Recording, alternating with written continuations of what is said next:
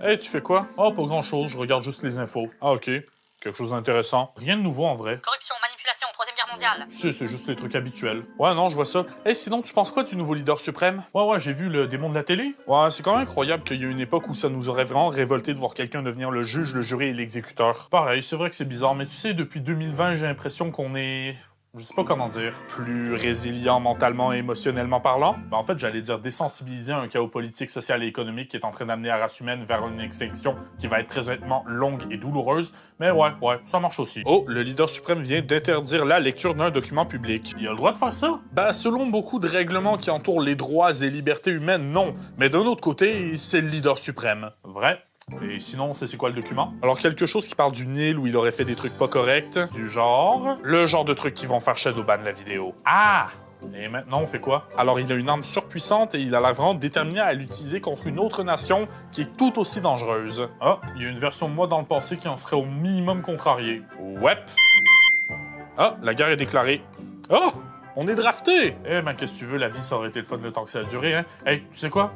T'es un bon coloc. Toi aussi, pour un coloc dans une dictature dystopique, j'aurais pu trouver pire. Salutationalisation et bienvenue à ce 70e épisode d'Analyse du Mal, l'émission où on parle des motivations et philosophies de nos méchants préférés. La saison 2 de Has-Been Hotel vient de se finir en beauté et la hype est à son paroxysme, devenant la série digitale la plus en demande pour la période 2024 à 2025. Et personnellement, vous devez le savoir depuis le temps, mais j'ai tendance à être autant assez tiède sur les hypes maladives comme celle-ci, autant un tel niveau d'excitation de la part de tout un fandom, je ne me rappelle pas la dernière fois où j'ai vécu ça en ligne. Peut-être que c'était Game of Thrones, voire à la limite Stranger Things. Stranger Things qui est en train d'achever sa diffusion aussi, je sais, on y viendra. Éventuellement. Cette saison 2, donc, elle fait oui très riche en rebondissements, mais aussi et surtout en setup pour la saison 3. Là où, soyons honnêtes, la saison 1 se suffisait en elle-même. La saison 2, on sent qu'ils essayent surtout de préparer la suite. Ce que je veux dire, c'est que dans cette saison 2, pour toutes les questions répondues, on en a eu 2 autres nouvelles en suspens. J'en ai fait des shorts si jamais ça vous intéresse. Je vous invite aussi à vous abonner, à activer la cloche, ainsi qu'à laisser un like et un commentaire nous disant de quel autre méchant on devrait traiter, toujours avec le hashtag Analyse du Mal, sans oublier de nous suivre sur nos réseaux sociaux. Les liens étant dans la description,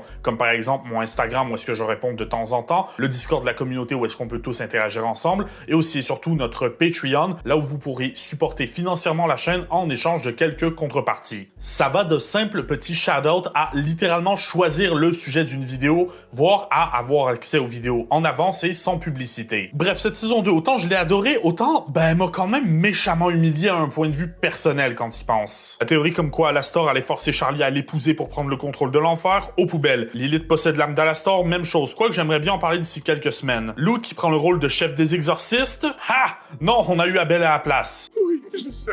Mais ce détail mis à part, je pense qu'il vaudrait peut-être mieux rester sur le sujet qui nous intéresse, qui est ce serpent haut en couleur. Abel qui est Donald Renew, je m'en voudrais de pas le mentionner. Mais une chose qui n'a pas déçu, c'est Vox, qui est devenu le véritable antagoniste de la série. Il est devenu la menace qu'il devait être et que certains considèrent même comme le meilleur personnage du Helloverse. Et vous me connaissez, il était hors de question que je ne m'en mêle pas. Je vous rappelle donc une dernière fois de vous abonner et d'activer la cloche, ainsi que de laisser un like et un commentaire nous disant de quel autre sujet on devrait traiter. Rappelez-vous que dans cette vidéo, on va spoiler les 2 saisons d'Has-Been Hotel et peut-être même un petit peu Hell of a Boss pour tout ce qui est lore de l'enfer. Vous êtes prévenus sur ce. Maintenant que c'est fait, analysons le mal.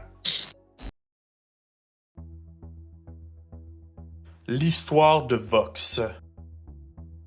Né quelque part entre les années 1910 et 1920, Vincent Whitman va devenir un météorologue, mais aussi un tueur en série de présentateurs télé, qui va mettre au point un certain modus operandi. Il va commencer à tuer d'autres présentateurs télé dans le but de prendre leur place et de gravir les échelons. Autour des années 50, Whitman a vraiment commencé à accumuler un culte following. Il avait des fans, à un point où il se prenait pour un dieu, là où être un simple présentateur télé adoré de tous, ça ne lui suffisait plus. Il devait devenir le leader d'une secte. Il va commencer à embarquer de potentiels cultistes via des messages subliminaux diffusés à la télévision, et c'est malheureusement après qu'ils ont rencontré ce certain succès qu'une télé lui tombera à la gueule avant de l'électrocuter. Ou de lui briser le cou, ou de lui causer un trauma crânien. Bref, ça va le tuer. Il va évidemment aller en enfer, là où il fusionnera avec cette télé, devenant un cyborg mi-objet, mi-démon, devenant la nouvelle menace. Le démon de la télé, il laisse son nom de Vincent Whitman derrière et donne naissance à Vox.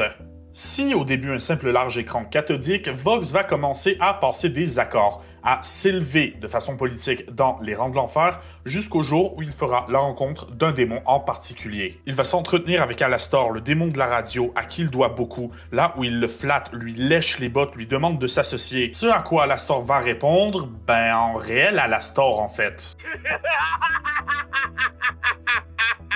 Oh! Attends, tu dis ça sérieusement? Je savais que tu pouvais être pitoyable parfois, mais je ne pensais pas que tu étais aussi faible. Et moi qui croyais que tu étais probablement sur le point de m'arriver à la cheville, mais en fait tu t'abaisses à demander de l'aide! C'est atterré par la douleur du rejet parce que Vox n'a pas l'habitude qu'on ne lui donne pas exactement ce qu'il veut, qu'il va commencer à détester Alastor et jurera de le détruire. Là où il deviendra un des seigneurs suprêmes de l'enfer aux côtés de ses associés Velvet, une influenceuse démoniaque, et Valentino, un producteur de films pour adultes. Bref, ensemble avec Vox à leur tête, ces trois individus formeront les V's, là où est-ce que leur but est simple, accumuler le plus d'âmes et d'influence possible pour devenir des dieux en enfer. Et ça tombe bien parce que quelques années après, le plus grand power couple de l'histoire de la damnation va se séparer. Lilith et Lucifer, là où la première dégage de l'enfer et le laisse à ses problèmes, et où le deuxième passe ses journées à construire des canards dans son atelier, laissant en charge leur fille Charlie Morningstar, une petite rêveuse ambitieuse à qui il manque de l'expérience. Et au même moment, comme par hasard, le paradis commence les exterminations, c'est-à-dire qu'une fois par an, ils envoient une armée d'anges pour éliminer le plus de pécheurs possible, prétextant un problème de surpopulation en enfer. Devant cette décision qui, disons-le, est un petit peu radicale, Charlie décide de mettre sur pied l'hôtel Has-Been, un centre de réhabilitation pour pêcheurs, là où est-ce qu'ils peuvent gagner leur rédemption et monter leur paradis, rendant l'extermination au moins obsolète. Mais Vox aussi est un pêcheur riche protégé dans sa tour d'ivoire, n'attendant que le bon moment pour, une fois pour toutes, jouer son jeu. C'est après 7 ans d'absence qu'Alastor reviendra en enfer et prendra le contrôle de l'hôtel en tant que manager, ne répondant directement qu'à Charlie. 7 ans où Vox a bel et bien accumulé un espèce de following et où il a tenté de s'élever plus haut que ce qu'il aurait pu avec l'aide du démon de la radio. Et dès son retour, Vox l'antagonise là où Alastor met les points sur les i, mais genre méchamment, et fait comprendre à tout le monde qu'à la seconde où il le veut, il peut reprendre tout ce que Vox lui a théoriquement pris. Le respect, le contrôle du territoire, Vox y a accès, mais Alastor peut le reprendre en un claquement de doigts. Vox sera alors en retrait pendant le reste de la saison, là où la prochaine extermination arrive 6 mois d'avance, et en plus, elle promet d'être brutale. Les anges ayant bien l'intention de tuer absolument tous les pécheurs cette fois, c'est grâce à Lucifer qu'ils s'en sortent in extremis, mais dans le procédé, Alastor est blessé, et son pouvoir en est amoindri. Les V's vont éventuellement faire changer la balance de pouvoir après une petite danse de la victoire. C'est ici que s'ouvre la saison 2, là où techniquement, oui, on a des bonnes raisons de penser que les exterminations c'est terminé, mais dans les faits, on n'est pas en paix. On est littéralement en guerre froide. Autant le paradis que l'enfer, les deux camps se demandent quand est-ce que leurs adversaires vont riposter, et surtout avec quelle puissance de feu, là où l'hôtel Has-Been devient une sorte de havre pour la vengeance. Ça fait très mal à Charlie de voir que les démons présents à l'hôtel ne sont pas là pour obtenir la rédemption, mais simplement pour pouvoir aller tuer de l'ange, ce qui n'est pas le but. Sauf qu'entre-temps, Serpentius, un des pensionnaires de l'hôtel, il est monté au paradis, et ça, même si Charlie le sait, il va falloir le prouver. Et à côté de ça, pour s'en prendre à Alastor, t'as Vox qui discrédite directement à la fois l'hôtel et Charlie, mettant en tête de tous les citoyens de l'enfer que la rédemption, c'est impossible. Comment comptez-vous prouver ces allégations stupéfiantes? Et comment pouvez-vous savoir qu'il est vraiment monté là-haut? Est-ce qu'un petit ange a volé jusqu'ici pour vous l'annoncer? Je me souviens d'être entré et Charlie a accouru vers moi la main tendue pour me saluer. Et l'instant d'après, elle m'a fait... Et qui est vraiment Charlie Morningstar?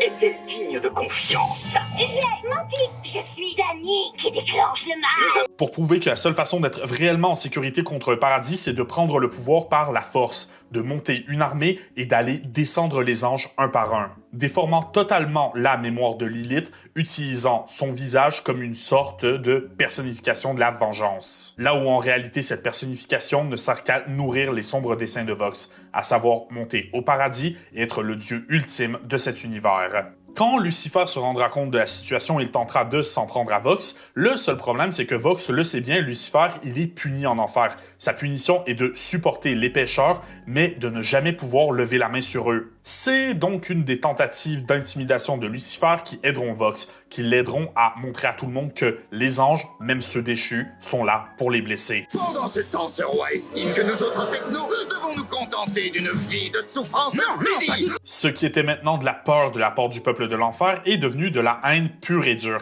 Et Vox, il compte bien l'exploiter. Il est révélé que depuis longtemps, Vox utilise Angel Dust comme agent double, le forçant à vendre des secrets sur l'autel à son insu. C'est pour ça que Vox avait toujours un coup d'avance. Et maintenant, il va pour le grand prix. Il manipule Carmilla Carmine, la plus grande trafiquante d'armes angéliques en enfer, à lui construire une arme capable de détruire le paradis et de rendre Lucifer inoffensif.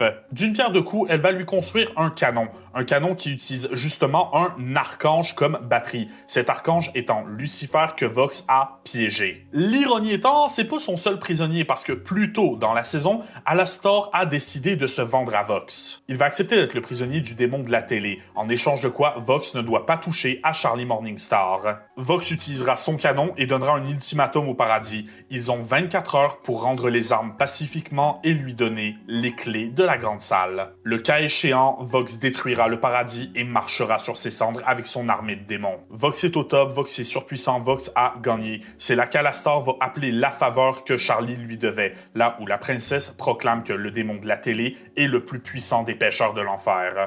Vox est le pêcheur le plus puissant de l'enfer. Mais ce n'était qu'une ruse, parce que Alastor, son âme, il la devait à quelqu'un, il la devait à Rosie, une Overlord dont on ne sait encore pas grand-chose, mais j'ai très hâte d'en parler dans une autre vidéo. Le deal était, Alastor donne son âme à Rosie en termes de garantie, pendant qu'il cherche quelque chose, on ne sait toujours pas quoi. Et pendant ce temps, Alastor est le pêcheur le plus puissant de l'enfer. Sauf que Charlie, une membre de la famille royale, proclame que c'est Vox, ce qui veut dire que techniquement, Rosie n'a pas tenu sa partie du marché, et Alastor est libre. Mais Alastor, connaissant aussi très bien Vox, et sachant qu'il ne peut pas s'empêcher de donner du contact physique, il profitera du fait que Charlie a été touché légèrement aux épaules par le démon de la télé pour briser son entente directement avec ce dernier. Je n'avais pas dit de ne pas la blesser, pauvre andouille. J'avais dit de ne pas toucher à Charlie Morningstar. Et tu viens de le faire! Quoi, de faire ça?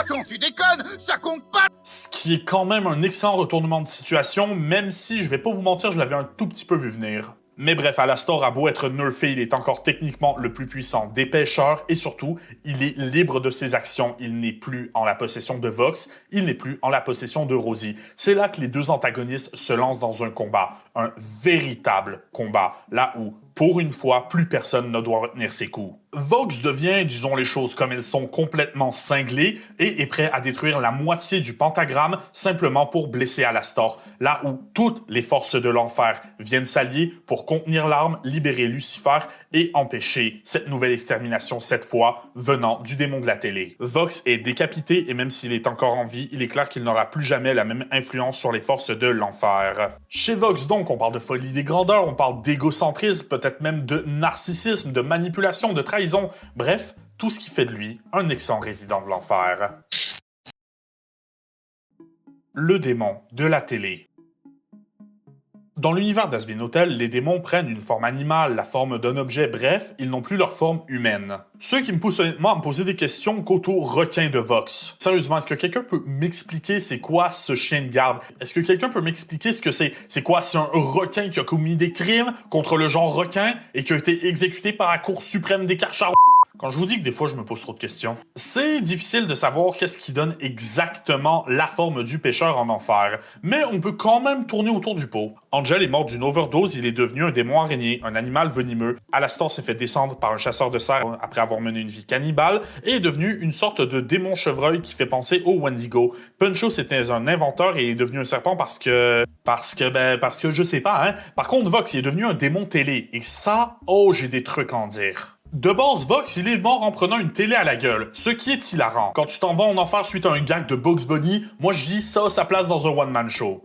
Et cette télévision, elle est devenue sa tête. pas seulement parce que c'est ce qui lui a réduit le cerveau en bouillie. C'est aussi et surtout parce que la télévision, les médias en général, c'est une arme redoutable pour Vox et pour toutes les personnes comme lui qu'on peut croiser tous les jours. Déjà, oui, on peut le noter, Vox possède une capacité de contrôle mental qui semble passer par son œil. À noter que même humain, Vox était hétérochromique, c'est-à-dire qu'un de ses yeux était d'une couleur différente de l'autre, donnant une sorte d'écho à ce qu'il allait un jour devenir. Sauf que son pouvoir de mind control, je sais pas si vous avez remarqué, mais il semble quand même relativement faible. Oui, il transforme Angel en zombie à sa solde, mais ça a l'air de lui prendre beaucoup d'exposition et un esprit déjà assez sujet au contrôle mental, sans parler du fait que Valentino, avec ses sports, a clairement aidé. Preuve étant, Angel, après avoir été sujet au mind control de Vox pendant des semaines, affaibli par le venin de Valentino, il semble être capable de reprendre le contrôle. D'où le fait que cette hypnose, elle a dû être répétée plusieurs fois et brisée avec le pouvoir de l'amitié ou je sais pas quoi. Johnson, grouillez-vous, on a moins de 2 minutes avant le lancement des missiles. Je sais, tu crois que je fais quoi là? Une pizza? Bon, j'aurai besoin du mot de passe. Selon notre informateur, c'est 148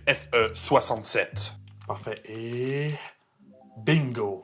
Parfait. Bon, désactive les missiles, on a encore le temps. J'y crois, Steve. Vous croyez en quoi? Le pouvoir de l'amitié, agent Smith. Je crois que si nous croyons vraiment aux missiles, que si nous leur montrons et surtout leur rappelons les vraies valeurs, peut-être pourrons-nous construire un monde avec eux. Un monde où nous avons plus besoin de hacking, de menaces nucléaires. Oh, les missiles sont partis. Hein, quoi? Dans le vent, à plusieurs centaines de kilomètres/heure. C'est fini. Mais, le pouvoir de l'amitié?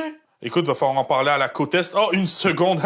On n'a plus de côte Est, espèce d'espion raté à 2 balles! Les animés m'ont menti. Les animés nous ont tous menti. Non, c'est pas parce que j'ai pas 3 $ pour payer le reste de mon repas que je vais faire une partie de cartes avec la madame de la cafétéria. Bref, pour qu'un trouble aussi ridicule et surtout ridiculisé en ligne que le pouvoir de l'amitié dans une série aussi bien écrite qu'Has-Been Hotel puisse briser le contrôle mental de Vox, ça me fait penser qu'il est peut-être pas si fort que ça. Voire que, est-ce qu'on peut vraiment appeler ça du contrôle mental ou simplement de l'affaiblissement cérébral? Pensez-y, à chaque fois qu'on voit réellement Vox utiliser ce pouvoir de contrôle mental, c'est sur de longues périodes. On dirait que le procédé prend un certain temps, comme un téléchargement. Et ça a l'air de rendre les personnes plus dociles, mais pas forcément de les transformer en zombies. Je veux dire, quand Lucifer est apparu, quand les anges sont apparus, quand Charlie s'est révolté, Vox semblait pas vraiment compter sur la pseudo-armée qu'il était en train de construire. Quelqu'un qui est capable de diffuser un message au complet en enfer, s'il était vraiment capable de contrôle mental, il s'embêterait pas à prendre le pouvoir politique, il dirait juste aux gens de retourner contre Charlie. Même regardez ça, quand il devient complètement fou à la fin de la saison, ses apôtres viennent pas l'aider. À ce moment, c'est vraiment tout le monde contre Vox. C'est parce qu'encore une fois, son pouvoir, il ne contrôle pas mentalement.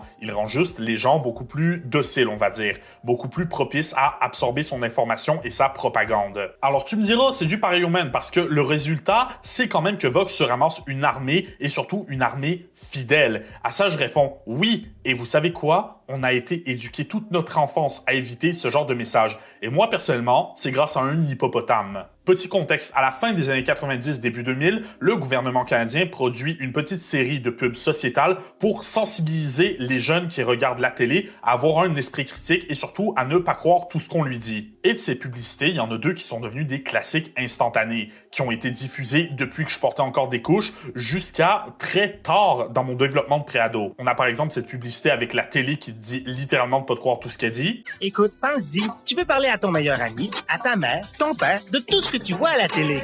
Après tout, t'as le choix. Je suis rien qu'une télé. Je veux dire, je suis même pas vrai. Toi, c'est toi qui as le contrôle. Et juste là, si vous êtes québécois ou franco-canadien, il y a une méchante mémoire qui vient de se réveiller, mais la plus connue reste de loin les hippos des familles. Le hippo des familles vit à travers le Canada et l'Est des États-Unis. Ils sortent la nuit pour trouver nourriture, eau et matériaux pour leur nid. Ils construisent habituellement leur nid en utilisant des gants perdus, des résidus de sécheuse et des bouts de ficelle. Ça a l'air vraiment vrai. Mais vous vous doutiez que ça ne l'était pas, n'est-ce pas? C'est pourquoi il est bon de réfléchir à ce qu'on voit à la télé et de poser des questions. Ouf, t'as l'air crevé toi ce matin, ça va? Ouais, j'ai mal dormi, c'est le petit à la maison. Ok, problème d'enfant, ouais, je comprends. Le mien, il cache mes souliers dans mon frigo. Ouais, non, le mien, il est en train de chasser l'hippopotame. Ils ont tellement d'imagination. Non, tu comprends pas, je l'ai trouvé à 4h30 du matin en train de faire un piège en beurre d'arachide sous l'îlot de la cuisine pour attraper un hippopotame miniature. Il a vu la publicité des hippos des familles. Il a vu la publicité sur les hippos des familles, oui. Les hippos des familles. Encore une façon qu'avait le gouvernement canadien de prévenir les jeunes, comme quoi tout ce qu'on voit à la télé, c'est pas forcément vrai. Et j'ai envie de te dire, à voir à quel point cette pub est devenue culte chez les enfants canadiens de mon âge, très honnêtement, ça a marché à quelque part. Et je me dis, cette pub aurait peut-être dû être diffusée en enfer parce que c'est justement le problème de cette civilisation. C'est que Vox, c'est le démon de la télé. Il contrôle les médias et les gens qui ne croient que les médias ne croient que ce que Vox dit. Vox, qui est un énorme manipulateur. Même Charlie en tant que tel, elle le dit, le problème avec la population, c'est qu'il ne croit que ce qu'il voit. Et ce qu'il voit, c'est contrôlé par Vox. Et c'est là que vous, derrière votre écran, vous vous dites sûrement, ou peut-être que vous avez un ami qui répète souvent, « Tu sais, moi, je ne crois que ce que je vois. »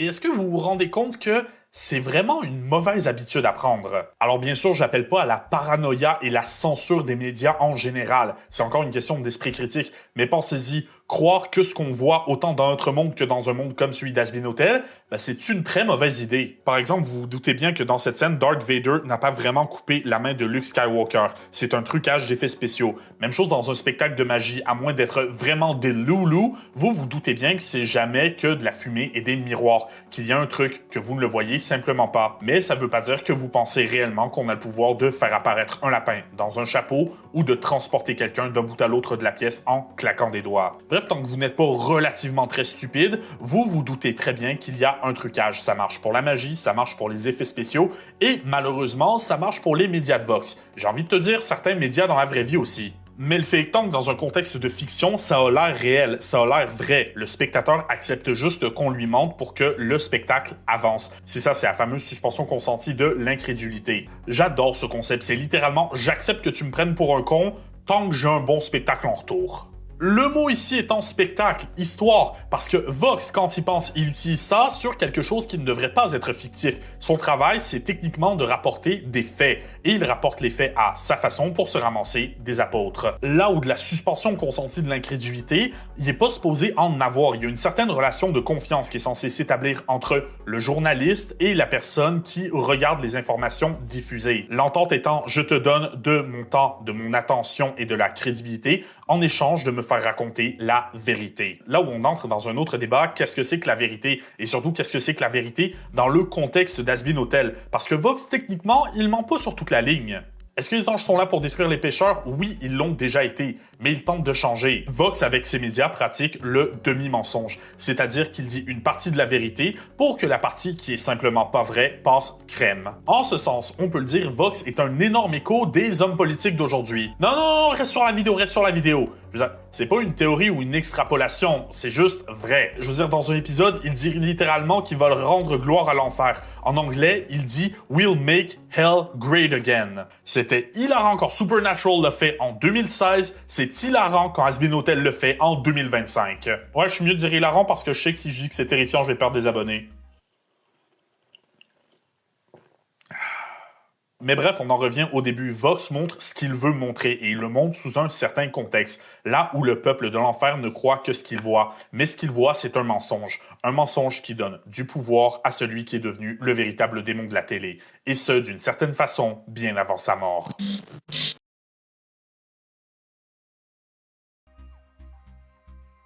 Jalousie versus admiration. En 1987, l'auteur phare du roman d'épouvante Stephen King publie Misery, un roman où un célèbre écrivain est recueilli après un accident par une femme complètement tarée qui va le séquestrer et le torturer physiquement et psychologiquement. Adapté au cinéma pas très longtemps après, Misery est parmi tant d'autres une des histoires qui introduit le public à l'admiration qui déborde sur l'obsession et sur pourquoi il y a une limite très franche à tracer. Et je suis absolument pas en train de dire qu'il ne faut pas admirer des gens dans la vie. J'ai même envie de te dire, c'est nécessaire d'admirer les gens. Parce que pensez-y, combien d'auteurs se sont mis à l'écriture après leur premier Stephen King? Combien de réalisateurs ont décidé que c'est le chemin de carrière qu'ils allaient poursuivre parce qu'ils ont regardé leur Disney préféré en boucle? Beaucoup, j'ai envie de te dire. Et c'est normal, c'est comme ça que l'art évolue. Influence, maîtrise des règles, bris des codes. Ce qui peut devenir vraiment problématique par contre, c'est quand ça déborde sur l'obsession. De un, parce que c'est un énorme manquement à la vie privée d'une personne qu'on admire. Le mot-clé ici étant, c'est toujours une personne plus qu'une personnalité publique. Non, ce n'est pas normal de retrouver l'adresse de quelqu'un qu'on admire simplement pour lui dire coucou au milieu de la nuit. Et à LA, les vendeurs de cartes qui montent les maisons des célébrités d'Hollywood devraient sincèrement avoir une méchante amende. Ouais, je t'aime. Hein? J'adore ce que tu fais, j'ai adoré ton dernier film. Ok, Coco, pour la 150e fois, c'est une propriété privée. Allez, dégage. Bon, ils sont chiants, hein? Mais comment t'es rentré ici? Ben, j'ai toujours été ici, voyons. Je sais vraiment pas si un sketch était nécessaire pour vous montrer à quel point c'est dégueulasse. Et là, vous froncez sûrement les sourcils parce que Vox ne semble pas obsédé par qui que ce soit à part lui-même. Et vous avez techniquement raison, mais aussi techniquement tort. Je m'explique. Vox est quelqu'un de très haut placé dans la hiérarchie de l'enfer. Il est une célébrité, il a une certaine influence, probablement qui lui valent une certaine immunité par rapport à certains crimes. Vox n'admire et n'est obsédé par personne. Ce qu'il veut, c'est que les gens soient obsédés par lui. Il veut qu'on pense Vox, qu'on voit Vox, qu'on respire et qu'on mange Vox. Après, on s'en fout des gens qui sont obsédés. Il vit dans une forteresse où chaque centimètre carré est protégé par une caméra de surveillance. Son chien de garde est un requin géant électrique volant. Et là, il y a mon inner 7-year-old child qui est vraiment content de voir ça. Le tout en transformant cette obsession en arme, parce que chaque personne obsédée par Vox, c'est une personne qui va lui apporter beaucoup. Que ce soit de la crédibilité, que ce soit des moyens financiers, simplement une paire de bras musclés, c'est comme ça que Vox a construit un empire, en transformant l'admiration en obsession. Mais toutes les pièces ont deux facettes, et si d'un côté on retrouve l'admiration et l'obsession, de l'autre côté, on retrouve la jalousie. Ou même l'envie, si tu veux utiliser le jargon des 7 péchés capitaux. Mais le fait étant que admiration et jalousie, ben, il y a quand même une ligne très mince entre les deux. On le voit déjà qu'avant sa mort, Vox, sa jalousie envers les gens qui ont plus de succès que lui, l'a poussé à devenir un tueur en série. Relativement prolifique de ce que je peux voir en plus. Mais le modus operandi de Vincent Whitman, c'était de tuer ces gens qui ont plus de succès, mais pas dans n'importe quel ordre. Il les tuait de façon graduelle pour être capable de voler leur place et ainsi s'approprier tous leurs fans. Ce qui, je dois le dire, est un coup de génie en termes de manipulation. Parce que ces gens, ils avaient d'autres gens qui les admiraient. Et maintenant, Vincent se présente comme le porteur d'un flambeau, celui qui essaye, envers et contre tout, d'honorer leur mémoire. Il prend la place qu'il veut et par sympathie, il ramasse l'admiration de ceux qui les suivaient. Et tout ça parce que sa jalousie l'a poussé à franchir un cap qu'on ne doit pas franchir. C'est ce qui est terrifiant chez Vox, il sait exactement où sont les limites. Il sait quand il les a franchies et il sait quand son public va les franchir. Il est simplement capable de l'utiliser à son avantage. Il sait que chaque personne qui devient obsédée par lui est une personne qu'il pourra éventuellement manipuler. Et il sait que sa jalousie n'est que l'essence qu'il l'a transformée en un démon redoutable. Le tout alors que Vox lui-même a, ironiquement, une assez faible estime personnelle, j'ai l'impression.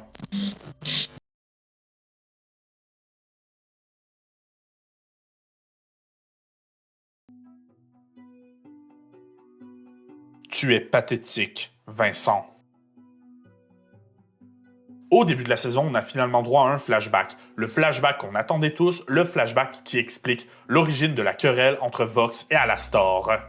C'est une source d'inspiration, je te jure. D'ailleurs, quand on y réfléchit, le divertissement à l'ère moderne, il a vu le jour avec l'avènement de la radio. Tes amis! L'amitié, ça n'existe pas en enfer, Vincent. Je croyais que tu étais assez intelligent pour le comprendre. J'aurais honte à ta place. Déjà teasé dans la saison 1, cette querelle, c'était probablement avec le départ de Lilith et l'identité du possesseur de l'âme d'Alastor, le top 3 des plus gros mystères de la série. Et on peut dire qu'on n'a pas été déçus parce que cette scène nous offre beaucoup plus qu'on peut même penser. La scène s'ouvre sur nos deux antagonistes, là où Vox a une télé plus ancienne à la place de la tête et est habillé dans un style qui transpire les années 50 à 80, qui a foutu un écran cathodique à la gueule d'Eric Foreman. Vox est nerveux, il ne sait pas comment se tenir, mais Alastor est présenté autant dans sa position que dans son chara-design, exactement comme on l'a toujours vu. Ça envoie un message directement au spectateur. Vox, il est jeune, il est peut-être moins expérimenté, plus naïf, là où Alastor est tout aussi dangereux qu'on l'a toujours connu. On va ensuite s'intéresser à certains dialogues qui en disent énormément sur la balance de pouvoir.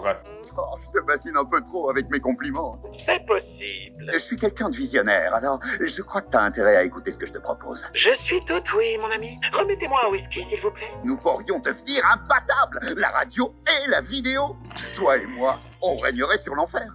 Ensemble. Tu es en train de me demander de rejoindre ton équipe.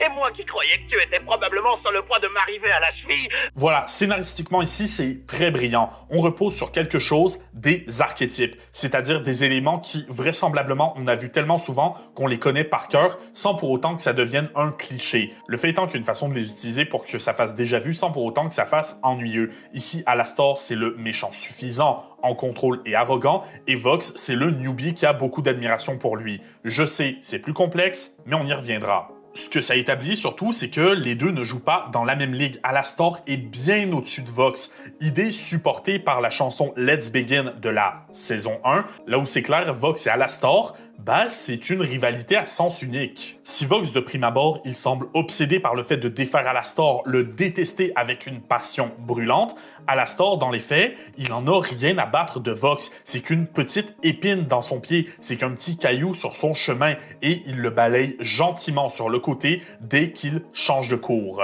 Et quand il essaye de s'en prendre à lui, le démon serre le remet à sa place avec une simple claque digne des plus grands dompteurs de chiens. Il fallait que je te remette à ta place, tu n'es pas d'accord? Ah.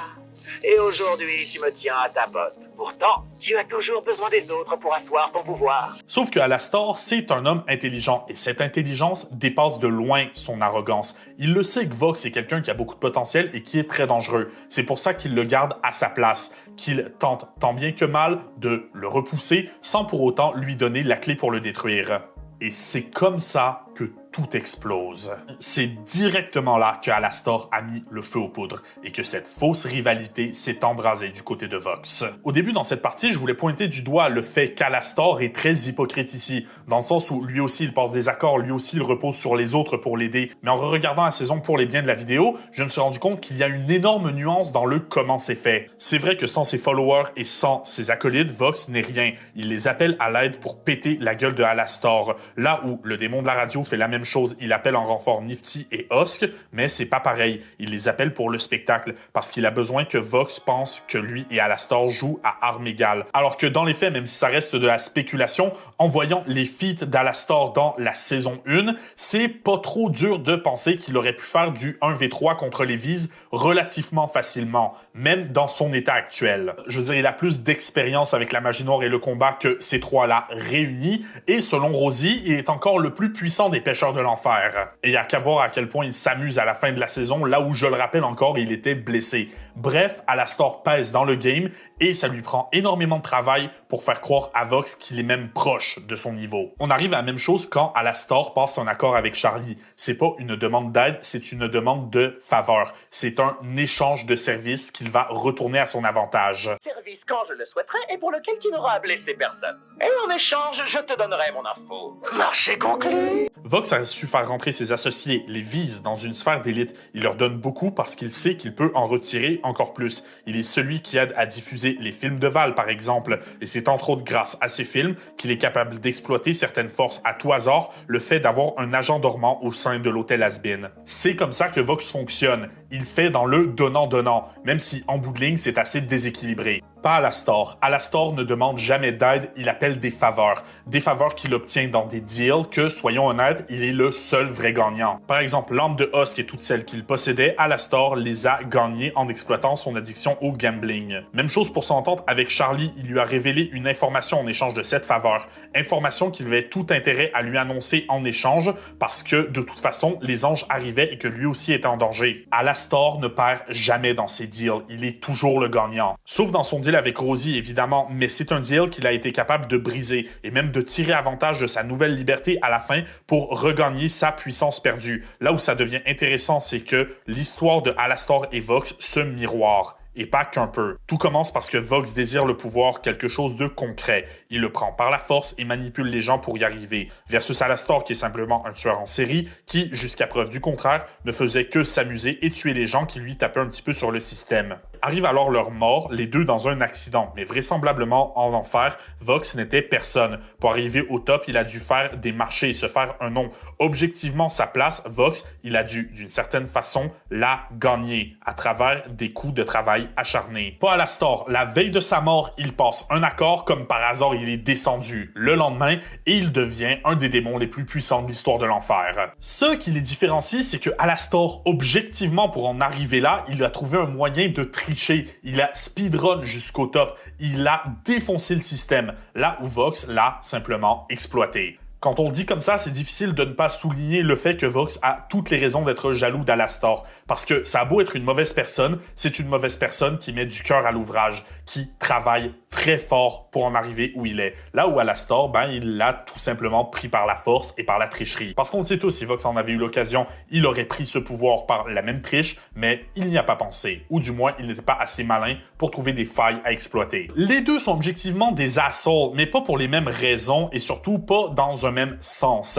Là où leur but final, il est encore une fois pareil, mais différent. Ce que chacun des deux personnages cherche, c'est le pouvoir. Mais pas pour la même raison. Vox le cherche pour être vénéré, pour qu'on crie son nom, pour qu'on l'adore. Alastor le désire simplement pour pouvoir continuer de s'amuser autant qu'il s'amusait sur Terre. Et quand Alastor voit les méthodes de Vox, de comment il prend les choses plus au sérieux que lui, de comment il a bâti ses connexions, c'est là qu'il a décelé une faille. C'est comme ça qu'Alastor a battu Vox en lui donnant honte de demander de l'aide, en exploitant sa plus grosse faiblesse, sa fierté et sa jalousie. Il l'isole, le force à prendre des décisions hâtives, le force à ignorer les conséquences et Vox ne comprend pas qu'en faisant ça, il joue directement dans le jeu d'Alastor. Penses-tu sérieusement être assez puissant pour contrôler le paradis? Mon poussin, tu n'as même pas réussi à prouver que tu étais l'être le plus fort de l'enfer. Cette façon que tu as de demander de l'aide aux quatre coins de l'enfer est résolument pathétique. J'ai capturé Lucifer! Grâce aux précieux renseignements de ton espion. J'ai fait un trou dans le paradis! Grâce à un engin inventé et développé par Carmilla. Il le force à perdre ses avantages, à perdre le respect de ceux qui l'aident, à perdre donc de l'influence en enfer, là où son Némésis en gagne puisqu'il ne fait que faire danser un de ses milliardièmes pions sur son échiquier démoniaque.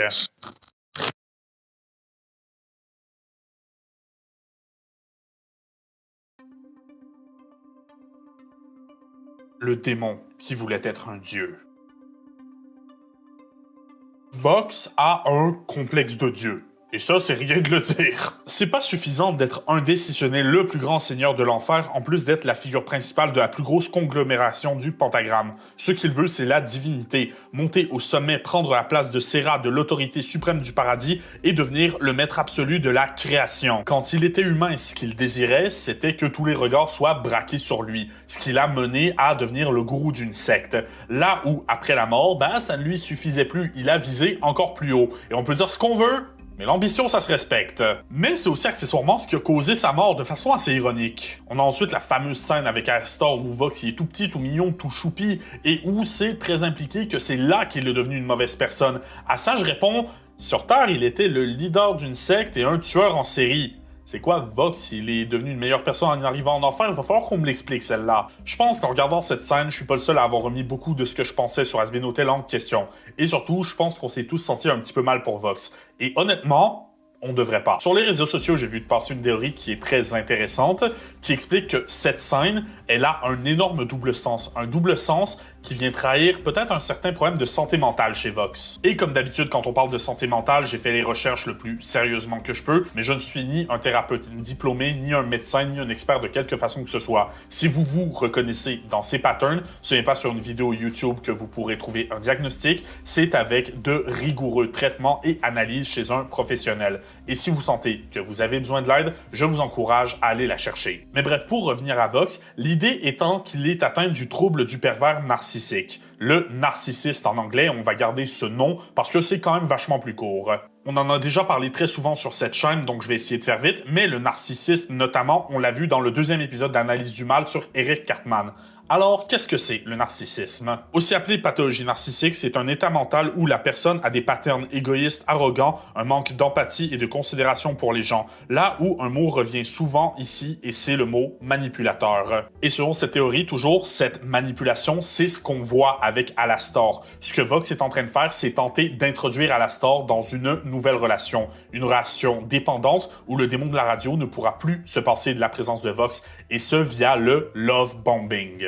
Le love bombing, littéralement traduit comme bombardement d'amour, c'est une des premières étapes dans ce qu'on appelle le cycle de l'abus, là où est-ce qu'on entre dans la période de lune de miel. C'est une étape de la manipulation où est-ce que le manipulateur vous dit qu'il vous aime, que vous êtes le meilleur, que vous êtes le plus grand, le plus brillant, le plus beau, le plus drôle, le plus tout ce que vous voulez. Tout ça pour établir une certaine relation, si pas forcément de confiance, au moins de confort. Vous vous sentez bien quand cette personne est là parce qu'elle vous valorise, elle vous met sur un piédestal. mais ce n'est qu'un mensonge. Et dans Has-Been Hotel chez Vox, on a de très bons exemples sur comment cette technique fonctionne et comment elle ne fonctionne pas. Ici, par exemple, avec Valentino, là où ce dernier est en relation ouverte avec Vox, et où c'est très clair que Vox abuse de Valentino verbalement et probablement physiquement. Ben, sachez-le, ça c'est ce qui vient après le love bombing. C'est l'étape où le manipulateur se révèle et où, éventuellement, il déverse toute sa colère sur vous. En fait, c'est pour ça que je suis venu te voir. Je vais avoir besoin de t'emprunter Angel Dust. Je refuse de me retrouver une fois de plus dans les coulisses pendant qu'Angel et toi, vous êtes sur le devant de la scène. Valentino, tu vas m'écouter et obéir. Et tu vas dire à Angel Dust de venir ici, ce soir. Une étape de violence où plus souvent qu'autrement, le narcissique va tenter de faire dévier la faute. Par exemple, en étant violent, que ce soit verbalement ou physiquement, il peut rediriger la faute sur la victime en disant « Oui, j'ai mal agi, mais c'est parce que tu m'y forces avec tes actions. » Et c'est pas ce qui se passe avec Alastor. Alastor, il va voir directement où est-ce que Vox veut en venir et il va shut down le love bombing à la racine. Et c'est ce qui fait que Vox le déteste. C'est principalement du fait qu'il sait qu'il ne peut pas manipuler Alastor. Vox déteste alors Alastor pas seulement parce qu'il sait que quelqu'un qui ne peut pas manipuler est une menace, mais parce qu'il a vu directement ses techniques de manipulation et s'est prouvé plus malin que lui. Probablement parce qu'Alastor lui aussi est un énorme menteur manipulateur et on peut le dire au cours de la saison 1, il est un petit peu en période de love bombing avec Charlie. Vox va donc en garder une rancœur là où dans Let's Begin encore une fois, Alastor le dit, c'est quand il a refusé de rejoindre le camp de Vox que ce dernier s'est mis à le détester. Et ça, c'est un énorme red flag. Alastor n'est vraiment pas allé de main morte avec Vox, il l'a frappé là où ça fait mal, en plein dans sa fierté. Il lui a fait comprendre qu'il n'avait pas besoin de lui, mais que Vox, lui, avait besoin d'Alastor. Que Vox n'est rien sans les gens sur qui il s'appuie, implémentant l'idée maladive dans la tête du démon de la télé, que non, il n'est pas spécialement beau, puissant ou quoi que ce soit, qu'il est pathétique. Et ici, ça met Vox en colère qui mute en haine pure et dure. Et ça, c'est aussi un trait très commun chez les personnes atteintes de narcissisme, c'est que quand vous mettez vos limites, quand vous montrez que vous en avez assez, ils ont tendance à se déchaîner, ils ont tendance à lash out. Prenez juste toutes les crises de colère de Vox, c'est quand quelqu'un s'oppose à lui. Je me souviens de la crise que tu as piquée après. Ça, c'était un véritable divertissement. Tu sais très bien que je ne comprends rien quand tu baragouines dans cette langue exotique, Val. Quelqu'un d'autre a envie de la ramener? Je suis né en Floride, putain! Littéralement, Vox, quand on lui donne pas ce qu'il veut, il explose en colère. Il remet la faute sur tout le monde, jusqu'à ce qu'il n'ait plus le choix de se résigner et à prendre un certain niveau de responsabilité. Je crois que je me suis un petit peu laissé emporter. Mais c'est pas grave, vous me connaissez, c'est tout moi. Et autant un peu d'introspection, on peut penser que c'est noble, autant non, tu t'es pas un petit peu laissé aller. Tu as détruit la moitié du pentagramme. Ce que Vox fait, c'est une fausse excuse. Il admet avoir fait une petite erreur pour ne pas qu'on lui reproche d'en avoir fait une gigantesque. Et à qui tente-t-il de justifier ses actions? À Val et Velvet. Ces deux partenaires en affaires et vraisemblablement au moins un des deux sont partenaires amoureux. La vérité étant que Val et Velvet ont beau être tout aussi des assholes que Vox, d'une certaine façon, ils sont ses victimes. Les victimes de son narcissisme. Là où on ne va que les utiliser quand on a besoin d'eux. Les descendre quand ils commencent à mettre leurs limites et les enfermer dans un cercle d'abus. Le seul ayant résisté étant Alastor parce que lui-même est tout aussi mauvais, voire encore pire. Ce qui va venir soulever une question qui, depuis longtemps, est sur toutes les lèvres des fans d'Has-Been Hotel.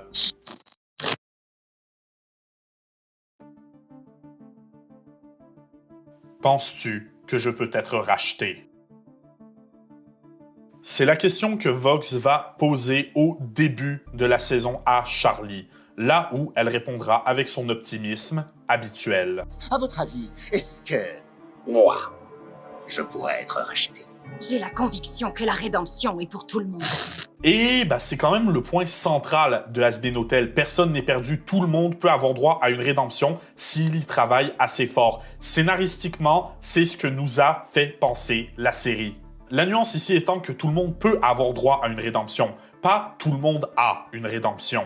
Déjà de base, parlons de Vox dans cette saison, il était 100% le personnage principal, mais de la même façon que Light Yagami est le protagoniste de Death Note, dans le sens où on suit vraiment l'histoire à travers les yeux du méchant. Le screen time, prends-le, le développement de personnages, take-out, c'est cadeau, et ça se ressent surtout dans les chansons. Les comédies musicales ont, comme la plupart des genres, leurs clichés bien à eux, et ici on va s'intéresser en deux particuliers, les I Want Song et les I Am Song. Les I Want Song qu'on traduit en chansons de je veux, souvent au début de l'intrigue, c'est quand un personnage, souvent principal, chante sur ses rêves, sur ses buts, sur ce qu'il veut. On peut penser par exemple au Bleu Lumière ou à Go the Distance chez Hercule. On a ensuite les I Am Song, les chansons je suis, là où le personnage va venir se présenter. Ici, c'est plus une question de storyline, mais plutôt de caractérisation. Et pas besoin de chercher bien loin pour un exemple, on a Belle dans La Belle et la Bête, là où le personnage de Belle chante la chanson Belle, qui a pour but de présenter Belle dans l'histoire de La Belle et la Bête. Je fais pas les règles, ni en théorie cinématographique, ni en sémantique. Pour Vox, on a Once We Get Up There qui fait office de I Want Song, là où on comprend la folie des grandeurs qui anime le démon de la télé. Brighter en tant que I Am Song, là où Vox nous raconte son histoire et on comprend ses motivations.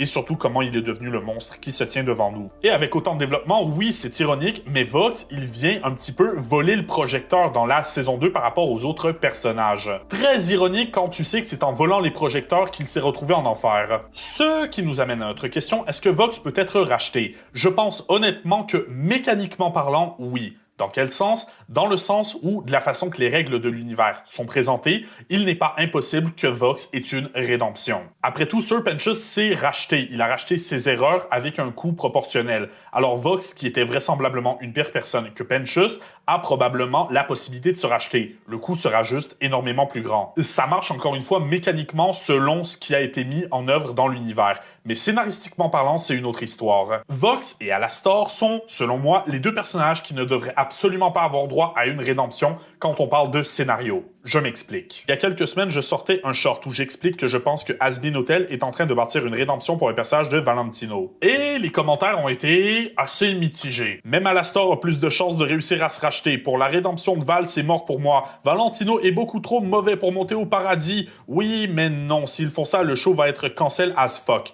Fuck avec un PH comme l'animal. Poulet!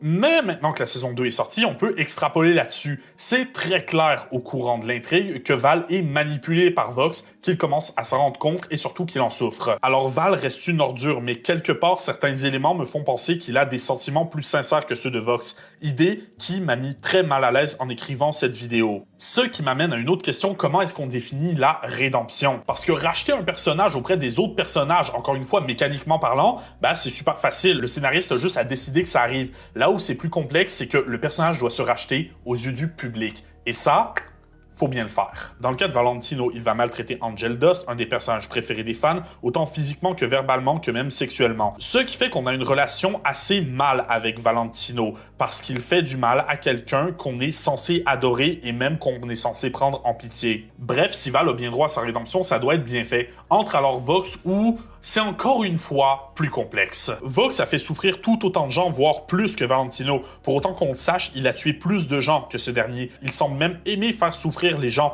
là où Val le fait seulement quand cela lui apporte quelque chose, quand c'est nécessaire à ses fins. Alors la question se pose, pourquoi est-ce que la communauté ne semble pas prête à pardonner un personnage comme Valentino, alors qu'un personnage comme Vox, qui semble être objectivement pire, même Charlie Morningstar, l'experte en rédemption, elle pense que c'est possible. On peut peut-être parler d'idéalisme, l'idéalisme maladif étant le gros défaut de Charlie. Mais on y revient, mécanique versus scénaristique. La mécanique du monde qui a été construit devant nous dit que oui, Vox pourrait être racheté, mais le scénario semble nous dire que c'est impossible. Voilà comment ça marche. Qu'est-ce que Angel Dust et Sir Pentious ont en commun? Angel qui semble s'approcher de plus en plus de la rédemption et Pentious qui a littéralement réussi. Les deux étaient prêts à y mettre de l'effort. On le voit même au début de la saison 2, Angel, les séances de thérapie avec Charlie, il commence à y prendre goût. Quand tu la verras, tu pourras lui demander si la thérapie d'aujourd'hui tient toujours, s'il te plaît. Je suis d'humeur à dire ce que j'ai sur le cœur et tout. Ça commence à lui faire du bien d'aller parler à quelqu'un, là où dans la saison 1, rejoindre l'hôtel Has-Been, c'était surtout une question de déni, une question de fuir la réalité. Réalité étant, il doit encore endurer Valentino. Maintenant, Angel, même si la fin de la saison 2 laisse ça en suspens, on sent qu'il veut vraiment céder. Et tout bon psychologue vous le dira, il est impossible d'aider quelqu'un qui, à la base, ne veut pas céder soi-même. Alors non, je ne pense pas que Vox puisse avoir droit à une rédemption pour la simple et bonne raison qu'il n'ira jamais la chercher. Il est conscient d'être une personne horrible, d'être un manipulateur narcissique et il porte ça comme un badge d'honneur. Vox ne veut pas changer. C'est toute la subtilité de la question qu'il pose à Charlie. Quand il lui demande « Penses-tu que je puisse avoir droit à une rédemption ?» c'est en fait une question piège. Dans le sens où ici, Vox essayait de décréditer l'hôtel Has-Been et Charlie. Charlie, devant caméra, admet que Vox pourrait avoir droit à une rédemption, là où Vox, de par sa nature et de par sa personnalité, sait pertinemment que ça n'arrivera pas puisqu'il ne va jamais même l'essayer. À l'opposé de quelqu'un qui est vraiment intéressé, même avant de savoir que Penchus était au paradis, ou même de Val qui au cours de cette saison a appris à voir les patterns toxiques de Vox et qui a même mis son ego de côté pendant quelques instants pour joindre ses forces à la résistance de l'enfer et prévenir la destruction de la moitié de Pentagram City. C'est tout le sel de Has-Been Hotel. La rédemption est toujours possible à condition d'être prêt à y travailler. Tout le monde a du bon en lui, tout le monde a une part de mauvais. Il suffit de savoir laquelle de ces parties on écoute quand les choses comptent vraiment. Et ceux qui désirent s'améliorer ne peuvent le faire que quand ils sont prêts à faire le premier pas, ce qui malheureusement ne semble pas être le cas pour Vox, probablement un des personnages les plus foncièrement mauvais de l'histoire de l'animation. Ah là, Vox, j'ai adoré faire cette vidéo, c'est devenu un de mes méchants préférés of all time et définitivement l'antagoniste le plus réussi de 2025. Pour son alignement, donc, tout à l'heure, on parlait de manipulation, de gravir l'échelle sociale via des petits coups par derrière. Bref, Vox, je vais l'envoyer à Loyal Mauvais, soyez sûr d'argumenter en commentaire. Sur ce, mes amis, vous pouvez cliquer juste ici pour voir notre dernière vidéo, ou vous pouvez cliquer juste là pour qu'on parle plus d'Has-Been Hotel. Dites-moi en commentaire de quel autre méchant on devrait traiter toujours avec le hashtag Analyse du Mal, et n'oubliez pas de vous abonner, d'activer la cloche, de partager la vidéo et de nous suivre sur nos réseaux sociaux et sur Patreon au passage. Sur ce, je vous laisse et je vous verrai la prochaine fois pour de plus amples explorations de notre omnivore.